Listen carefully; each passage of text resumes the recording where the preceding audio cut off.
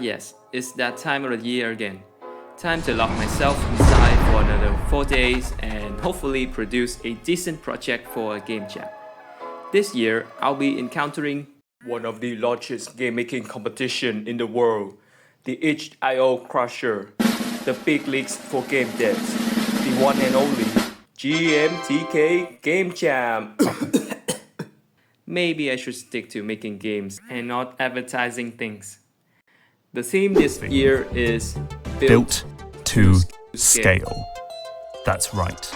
It's a really tough one, and during the brainstorming phase, I had a few ideas, like a knight wielding a cursed sword, and as you slay the monsters, the sword will absorb their soul and grow larger and larger until it gets so powerful that it takes control over you. Or a city building game, because why not? But both of them seems to be quite ambitious, and I don't want to overscope my game, so I move on from those. After going to my own YouTube channel out of boredom, I saw this old devlog of mine from the Geo Jam 2 years ago.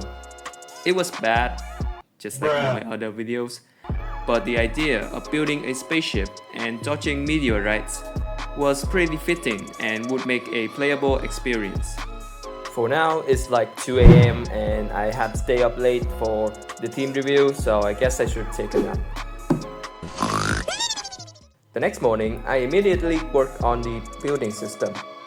I was gonna reuse some old code from Starcatcher, but it was so messy that I just restarted from scratch. The updated version has a preview of your current building, and it can detect if the parts are overlapping or not. The next thing I worked on was creating more components that you can put on a ship. We have the engine to move forward, the missiles to attack asteroids, solar panels to manage your energy level, and magnets to collect the fragments. And yes, the fragments from asteroids are your currency to spend on upgrades.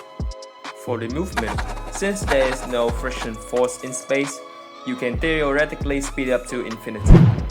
Well, it would take forever to build up the velocity though, so I used this little formula to calculate the acceleration for the ship. You also lose momentum when colliding with asteroids, just to make sure your ship doesn't go too fast and the game becomes too easy.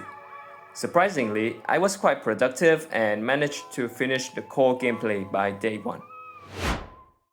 On day 2, I quickly added all of the art and finished the gameplay loop so that I could send it to a few of my close friends to test it out. Believe it or not, the playthrough was so smooth that I didn't find any bugs at all. I can finally work on a proper tutorial this time.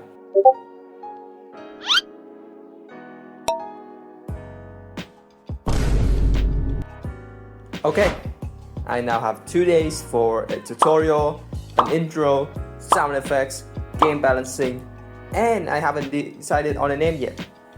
Yeah, that should totally be doable.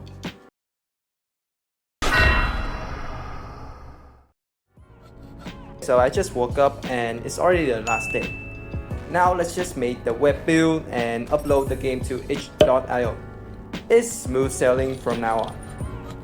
Did you forget about me?